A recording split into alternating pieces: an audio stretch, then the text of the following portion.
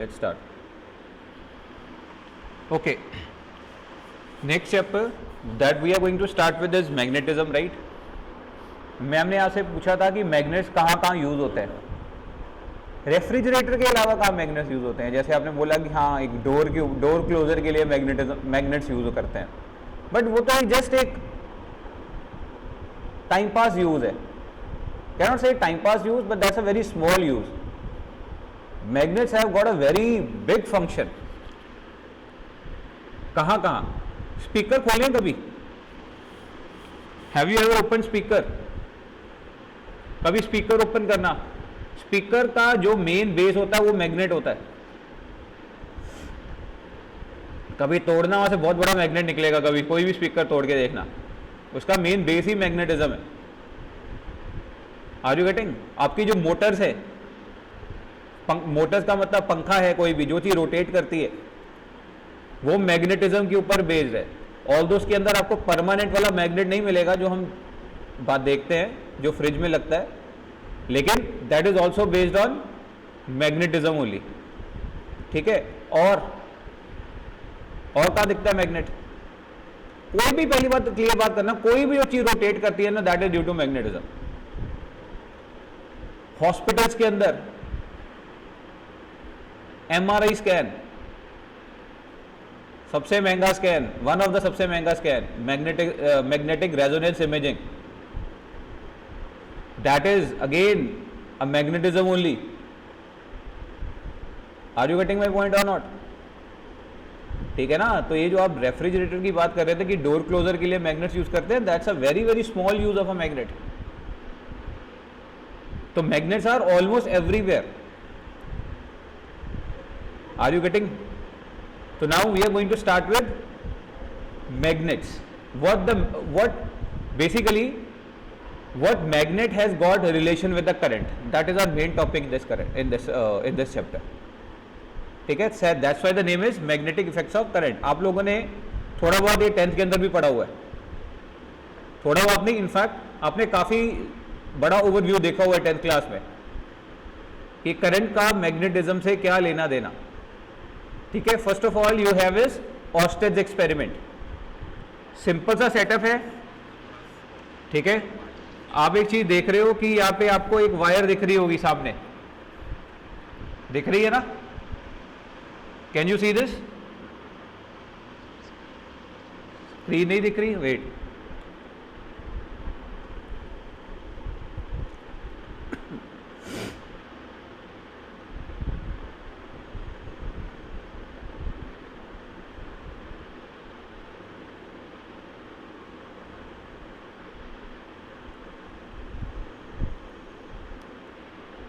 अब दिख रही है. हाँ, अब दिख रही है ना. यस और no. Thumbs up, thumbs down. Okay.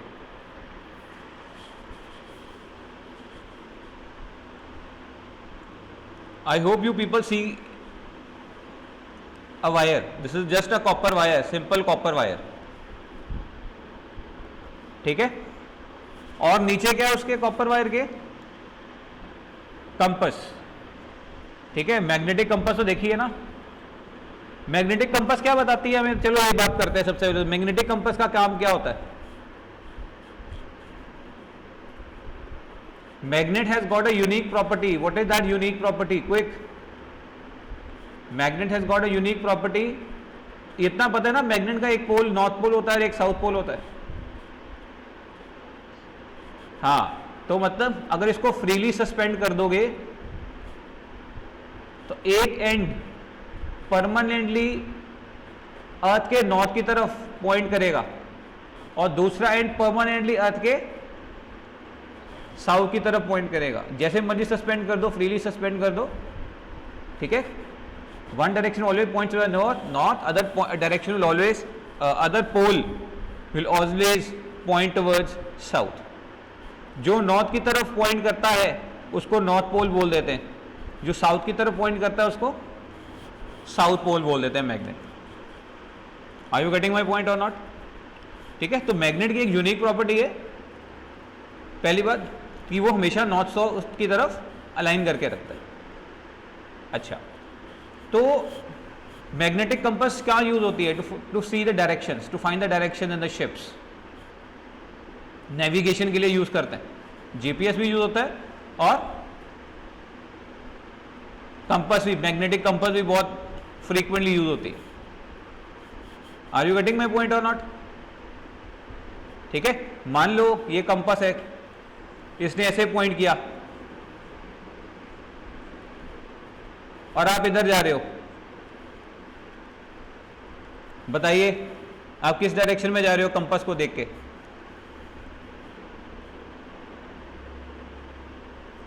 You are moving in east direction. समझ में आया ना? So magnetic compass is use for finding directions. Okay, अच्छा जी, तो ये नीचे फ्रीली सस्पेंडेड कंपास है, ये घर में बनाई हुई कंपास है। पहली बात तो मैग्नेटिक कंपास क्या होता है खास? ये कोई खास डिवाइस होता है क्या? Answer is no. Magnetic compass nothing but a magnet, simply a magnet. ठीक है, ठीक है, एक सिंपल सा कंटेनर है, कंटेनर के अंदर क्या फ्रीली सस्पेंड किया होता है? एक magnet. Are you getting my point और नॉट? एक उसका नॉर्थ पोल होता है और एक उसका साउथ पोल होता है। This is called magnetic compass only. घर में भी बना सकते हैं मैग्नेटिक कंपास, जैसे इसने बनाया। एक तार ले लो, या से कर लो उल्टा, ये ऐसे एक तार ले लो, ऊपर से लूप बना दो उसकी, दो मैग्नेट इधर लगाओ, दो मैग्नेट इधर लगाओ। समझ गए ना? अपने लूप को पकड़ लेंगे ना, दो मैग्नेट्स हो चिपक जाएंगे अपने आप ही। Are you getting my point और नॉट? और नीचे कुछ भी, जैसे स्ट्रॉ होती है ना बच्चों की, जैसे पीने वाली एनीथिंग, सॉफ्ट ड्रिंक्स, स्ट्रॉ, उसके अंदर इसको डाल दो। ठीक है, तो बन गया फ्रीली सस्पेंडेड मैग्नेट, और that is called magnetic compass only. ये कैसे भी घूम सकता है ऐसे। Are you getting my point और नॉट? तो नीचे उसने क्या रखा हो? एक मैग्नेटिक कंपास बोलो या मैग्नेट बोलो, freely suspended magnet. Now notice the interesting part.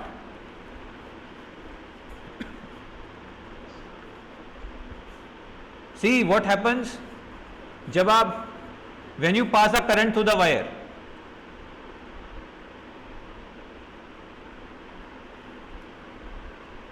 can you see something? The moment we pass the current through the wire, this magnet is doing what? It is getting deflected. Magnet को deflect करने के लिए magnetic field चाहिए। बिना magnetic field के magnet deflect नहीं होता है। That means this current is creating certain magnetic field around it. That's why the magnet is getting deflected. Otherwise there is no other reason of magnet getting deflected when we pass the current. Are you getting? अच्छा, एक question हो सकता था कि sir जब हम current pass कर रहे हैं, करंट क्या है? Movement of charges only, yes और नो? हो सकता है यहाँ पे charges create electric field, charges create electric field, so maybe this electric field is responsible for rotating this magnet. Possible? आज के लेवल देखो, आज हम तो बहुत कुछ जानते हैं, बट अगर किसी ने पहली बार ये देखा होगा, जैसे this was the observation done by the Oersted for the first time in 1800s के आसपास।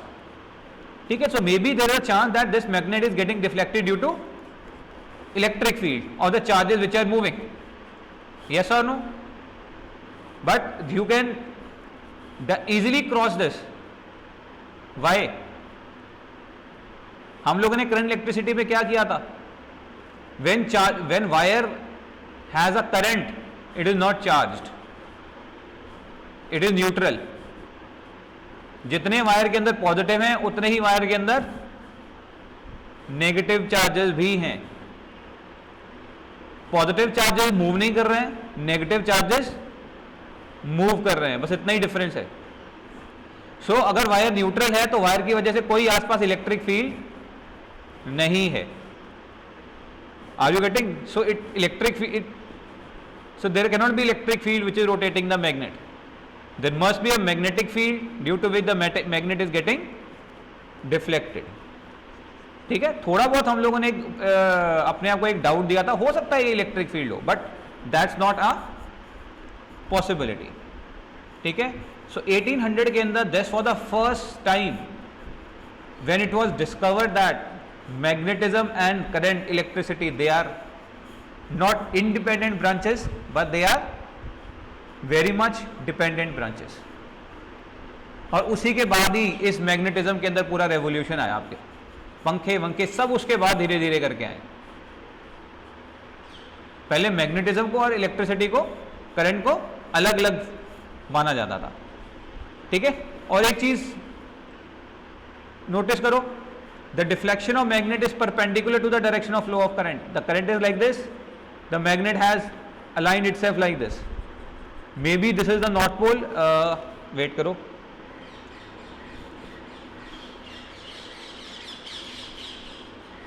हाँ, and this is the south pole of the magnet। समझ गए, ये नॉर्थ पोल है और ये साउथ पोल है। ठीक है, तो पहली discovery, the current produces magnetic field around it, that's why the magnet has got deflected. And second, magnetic this compass needle is pointing perpendicular to the direction of flow of current। कोई problem? now what can we expect if we reverse the direction of current? अभी current कहां से कहां जा रहा है? अभी मैंने उल्टा बनाया, सॉरी, ये रेड वाला पॉजिटिव है ना, अभी करंट ऐसे मूव कर रहा है, समझ गए ना, पॉजिटिव से नेगेटिव की तरफ। तो ये साउथ होगा, फिर ये नॉर्थ होगा। ये मैंने कैसे देखा मैं बाद में बता दूंगा आपको, बस इतना देखो कि वो परपेंडिकुलर है। चलिए, reverse the direction of current.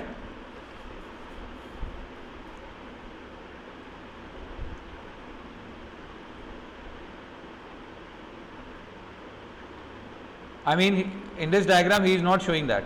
ठीक है, एटलीस्ट हमें ये चीज समझ में आई, हाँ या ना? चलिए, अगर आपको इतनी चीज समझ में आई तो कुछ इंपॉर्टेंट पॉइंट्स हैं जो हमें नोट करने हैं अबाउट ऑस्ट्रिच experiment. What are those points? Just a second.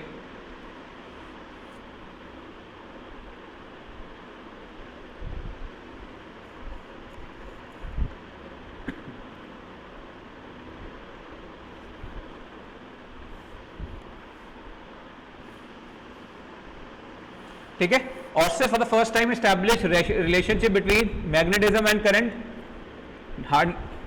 He also found that the needle always align, we have already done what, needle always align perpendicular, yes, always align perpendicular to the direction of current. Any problem? चलिए, and the direction needle can be found using right hand thumb rule, जो हम बाद में करेंगे detail के अंदर, अभी नहीं, अभी सिंपल आपको चीजें नोट कर लेनी है, दैट्स इट। ठीक है, the current is flowing like this, आप देख रहे हो needle is pointing like this, नीचे कंपास की जो नीडल है। कोई doubt? Please note this. Next what we have is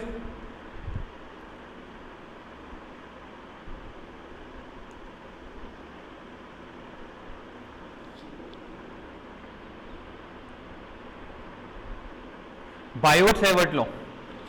ठीक है, जैसे आपने इलेक्ट्रोस्टैटिक्स के अंदर एक बहुत बेसिक लॉ कौन सा किया था आप लोगों ने? Coulomb's law. We started the electrostatics with the Coulomb's law. The Coulomb law gives you what? Force, yes, due to between two charges. ठीक है, now the Biot Savart law is very similar in magnetism, ठीक है। वहां पे देखो हम बात करते थे कि इलेक्ट्रिक फील्ड ढूंढिए कूलम लॉ की वजह से। पहले हम फोर्स ढूंढते हैं, then you divide the force with the test charge to get the electric field, yes. So indirectly Coulomb law gives you the direction of electric field due to a point charge, remember. Coulomb law gives you the direction and magnitude of electric field due to a point charge. Similarly, Biot-Savart law gives you the direction and the magnitude of magnetic field, not due to point charge but due to a small current carrying conductor. क्योंकि magnetism का source क्या हो गया? Current carrying conductor, सही है। और electric field का source क्या हो गया? अ point charge, in fact a charge. Are you getting? So let's suppose you have a wire, ठीक है, आपके पास क्या है? एक wire, this is a small section of a big wire. Are you getting? This is a small section of a big wire, ठीक है। Consider a very small element here, इतना सा एरिया कंसिडर करिए और इस वायर के through में current flow हो रहा है, that is I, clear. Consider a very small element of the wire through which the current is passing, this length I have taken as dl, this is very very small length.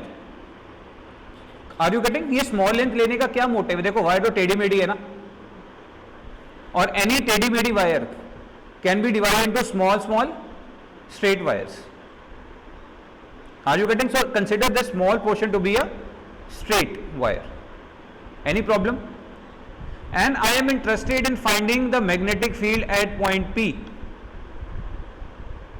which is at distance how much? R. ये distance कहाँ से नापा गया? Small element से। Are you getting? This small element of length dl is so small that it can be considered like a point only. तो ऐसा मत बोलना सर ये डिस्टेंस क्यों नहीं लिया या ये डिस्टेंस क्यों नहीं लिया, समझ रहे हो? दैट इज देखने में वो बड़ा है, otherwise it is a very very tiny element. कोई प्रॉब्लम? पक्का? ओके, अब कुछ चीजें जो नोट करते हैं साथ साथ में। DL vector, small length element through which the current is flowing. Any problem? अब ये वेक्टर डाला मैंने ऊपर, ये तो सिर्फ एक स्केलर क्वांटिटी है ना लेंथ, तो सर आपने वेक्टर कैसे डाल दिया लेंथ के ऊपर? Length is not a vector quantity. Are you getting? ठीक है। Now we are creating a vector धक्के से, क्योंकि हमें इसकी जरूरत है। जैसे अगर आपको फ्लक्स याद हो, फ्लक्स के अंदर हम लोगों ने एक डिफाइन किया था quantity, that was called area vector, याद है? एरिया का vector magnitude is equal to area and direction क्या लेते थे? Perpendicular to the plane. Are you getting? वो ये एरिया वेक्टर अभी भी वैसे ही चलेगा जैसे वहां पे किया था। Similarly we have another term called dl vector, length vector. मजबूरी है, क्यों इसको डिफाइन किया गया? सुनना जरा। मैग्नीट्यूड तो वही होगा जो उसका लेंथ है, और डायरेक्शन किसको लेंगे? जिस डायरेक्शन में उसके अंदर करंट फ्लो हो रहा है। इसका मतलब अगर ये वायर है और करंट ऐसे फ्लो हो रहा है, तो इस स्मॉल डीएल वेक्टर का डायरेक्शन इधर है। अगर मैं रिवर्स कर दूं डायरेक्शन ऑफ करंट, फिर एक स्मॉल डीएल वेक्टर का डायरेक्शन किधर हो जाएगा? इधर। समझ में आया? देखो current is not a vector quantity first of all. अगर करंट वेक्टर क्वांटिटी होता तो मुझे फिर डिफाइन करने की जरूरत नहीं पड़ती है। करंट एक स्केलर क्वांटिटी है क्योंकि वेक्टर अलजेब्रा को फॉलो नहीं करता है। That's why we have created this quantity to give the directions कि करंट एक्चुअल में फ्लो किधर कर रहा है। Are you getting? So dl vector is going to tell you in which the direction the current is flowing. Any problem till here? चलो, अरे भाई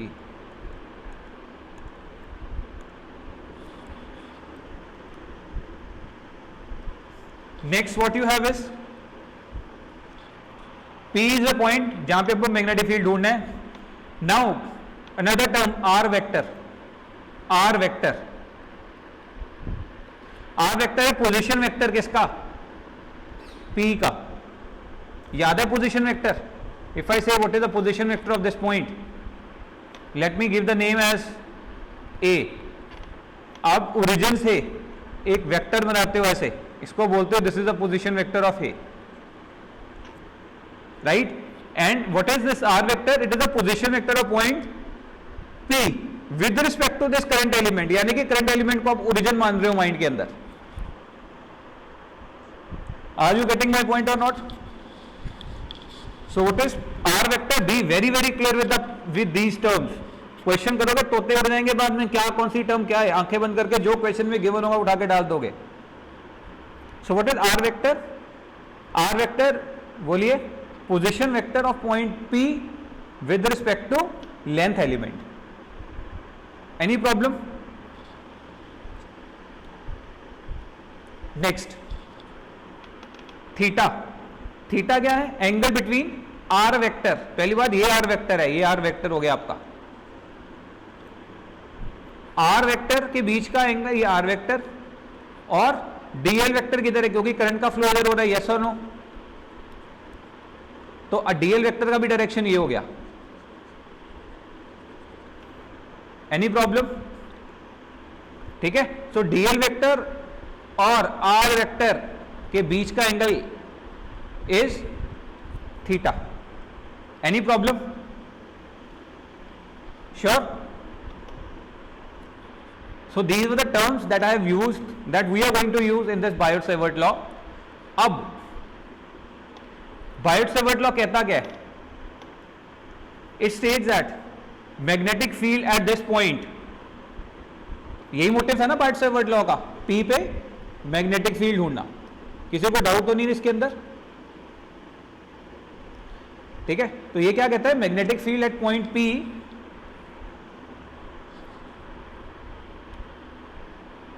is directly proportional to current. It is directly, यानी कि जितना ज्यादा current होगा उतनी ज्यादा यहां पे मैग्नेटिक फील्ड होगी. Are you getting? More is the current, more is the magnetic field. Directly proportional to the length. जितनी बड़ी लेंथ उतना ज्यादा magnetic field. Is directly proportional to angle, sine of angle between two vectors. कौन से vector? Dl vector and r vector. यानी कि जितना theta बड़ा उतना साइन थीटा बड़ा. 90 डिग्री तक, 0 से लेके 90 डिग्री तक एंगल बढ़ाने से साइन थीटा बढ़ता है. 0 पे वैल्यू 0 होती है, 90 पे वैल्यू 1 होती है, मैक्सिमम वैल्यू. ठीक है. तो कहने का मतलब जितना ये एंगल आप इंक्रीज करते चले जाओगे उतना मैग्नेटिक फील्ड P पॉइंट पे बढ़ता चला जाएगा. मेक सेंस और नॉट? मतलब यहां पे अगर P होता तो मैग्नेटिक फील्ड कम होता, और अगर 90 डिग्री बना रहा होता यहां पे P पॉइंट होता तो मैग्नेटिक फील्ड मैक्सिमम होता. 90 बन रहा होता ना ऐसे. कोई डाउट? तो it also depends on the angle between dl vector and r vector. कोई doubt? And it is inversely proportional to square of the distance between the two vectors. ठीक है.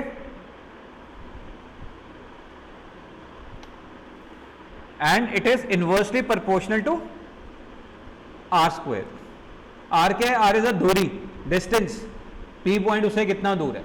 ऑब्वियसली जितना पास लाओगे उतना मैग्नेटिक फील्ड ज्यादा होगा current element के जितना पास लाओगे, और जितना करंट एलिमेंट से दूर ले जाओगे उतना मैग्नेटिक फील्ड कम हो जाएगा. And it is falls like 1/r square.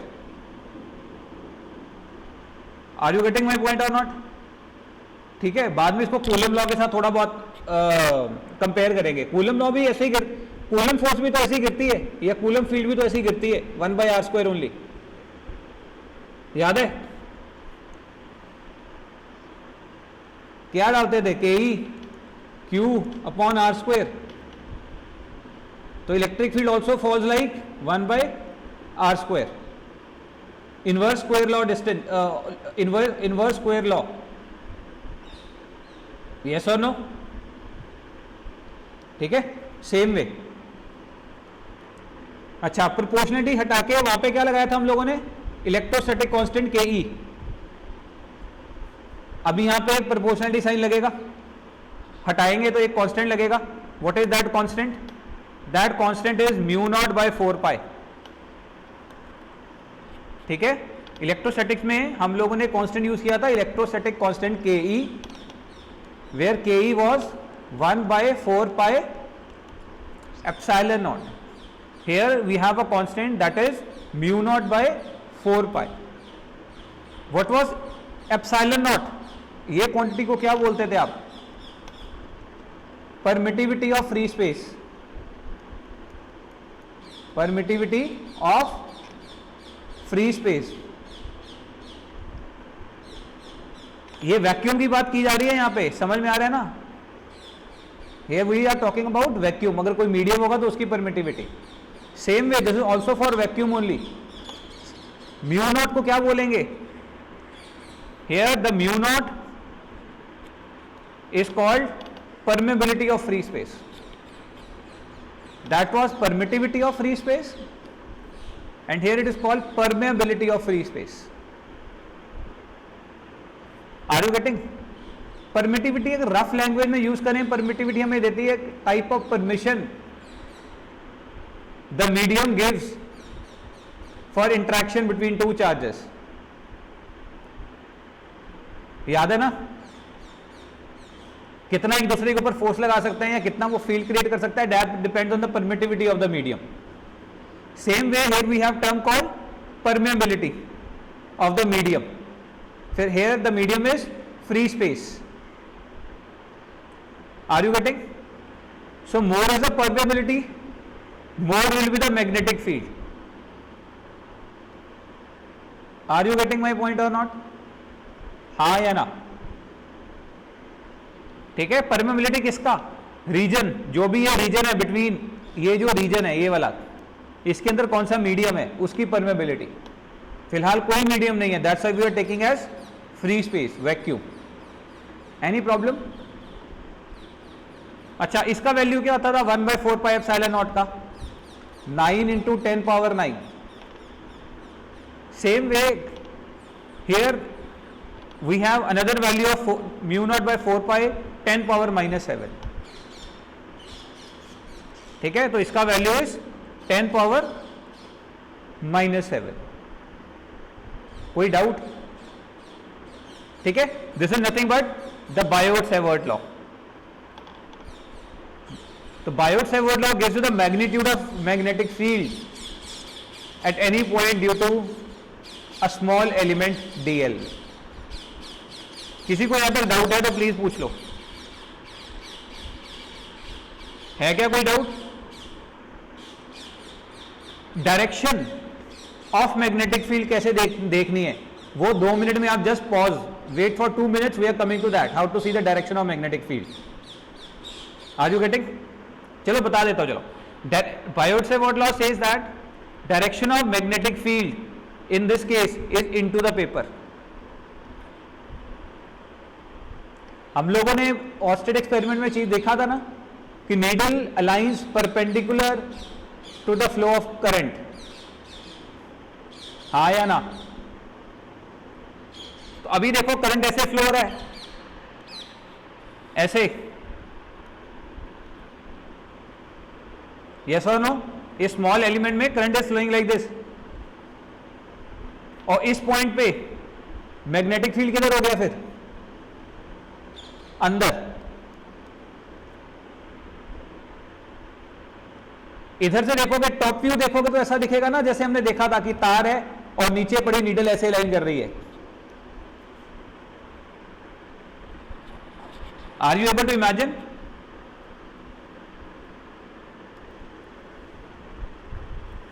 I hope you are able to see the camera. See, this is the direction of flow of current. Is it visible? Is camera visible?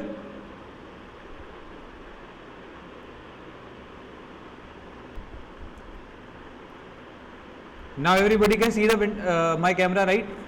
अब ये देखो, ये चौक है, this is the direction of magnetic field, this is the direction of current. Yes, ये wire ऐसे जा रही है ना. और कहां पे मैग्नेटिक फील्ड देखना है?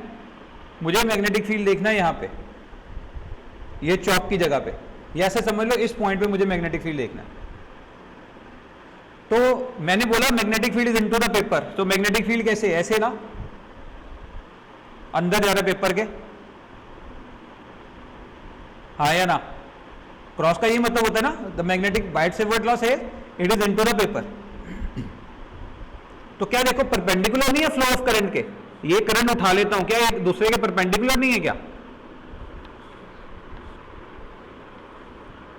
Are you able to imagine? ठीक है, सो दे आर. तो हम लोगों ने ऑर्स्टेड एक्सपेरिमेंट में भी तो ये देखा था कि आपकी जो नीडल है वो करंट वायर के हाँ परपेंडिकुलर लाइन कर जाती है. कोई अगर डाउट है तो प्लीज आस्क. पक्का? अब एग्जैक्टली डायरेक्शन कैसे देखनी है, अंदर है, बाहर है, किधर है, that is given by right hand thumb rule. I will tell you later. अभी 2 मिनट कुछ और देखते हैं. ओके, इसी बायोट सेवर्ड लॉ को वेक्टर फॉर्म में लिखना हो तो ये तो मैग्नीट्यूड है ना, ये मैग्नीट्यूड हो गया और ये डायरेक्शन हो गई, राइट. और इसको अगर वेक्टर फॉर्म में लिखना हो तो कैसे लिखोगे?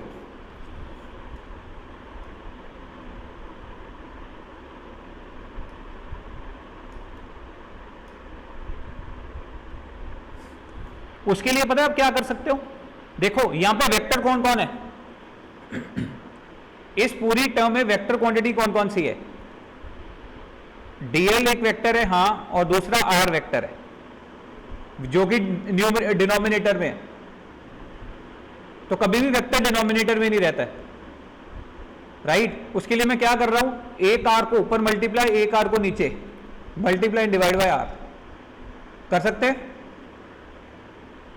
यस, अब दो न्यूमरेटर में हो गए vectors, r vector and dl vector. तो in vector form this can be written like this, dB vector is equal to same dl cross r. Same है, कोई डिफरेंस नहीं है. ध्यान से एक बार just try to compare it with this.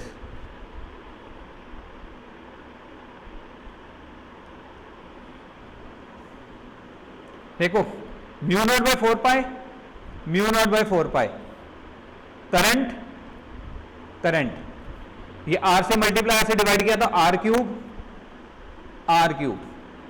अब इस डीएल साइन थीटा आर को मैंने क्या लिखा?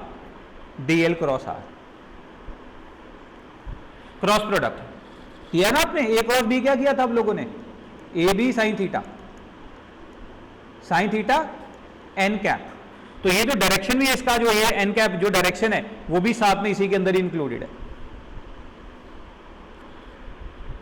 Any problem? Sure. So in vector form this can be written like this, mu naught by 4 pi तो कांस्टेंट है, आप इसको ऐसे लिख लो अगर कोई कंफ्यूजन होती है तो. Mu naught by 4 pi the constant I dl cross r upon r cube. Any problem? Sure? Not difficult at all. Now, I hope you can find the direction of magnetic field now. It is given by the cross product of L vector and R vector. We have done lot of practice on this now. निकालिए क्या direction आपका same बनता है? L vector का इधर है, ये L vector है और ये आपका R वेक्टर है. निकालिए the direction of L cross R. L is grain pen.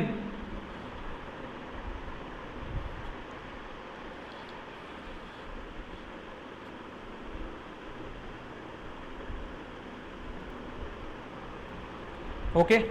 Now this is your DL vector, yes, and this is your R vector. First vector, second vector. Right hand. कौन सा hand? Right hand. ठीक है. Fingers towards first vector, तो fingers को करिए पहले vector की तरफ। अब प्लीज रोटेशन आप गलत देते हो कई लोग, जब आप फिंगर्स को यहां पे कर लेते हो तो आपकी फिंगर की डायरेक्शन चेंज नहीं होनी चाहिए। तो ऑब्वियसली अगर आप आर्म को देखो तो आप ऐसे ही ट्विस्ट दे सकते हो और कोई ऑप्शन नहीं है आपके पास, फिंगर्स को एक इसी डायरेक्शन में रखना है बस आपको। Are you getting? तो fingers towards first vector, palm should be able to reach second vector, दिख रहा है, and your thumb is going into the paper, yes or no? कोई डाउट है? ठीक है, तो the direction is into the paper. कोई डाउट किसी को तो पूछ लो please. This is how you will see the direction of the magnetic field. For the direction of magnetic field you have to remember this relationship, that it is dl cross r। r cross dl मत कर देना, direction उल्टा हो जाएगा। I hope you know that. ठीक है ना, cross product का अगर ऑर्डर रिवर्स कर दो तो डायरेक्शन भी क्या हो जाती है, reverse, right. So please remember the direction is given bye dl cross r। कोई डाउट यहां तक? पक्का? Please note this. जो आप नोट करोगे तो प्लीज इसका ध्यान रखना, ये आपका आर वेक्टर है।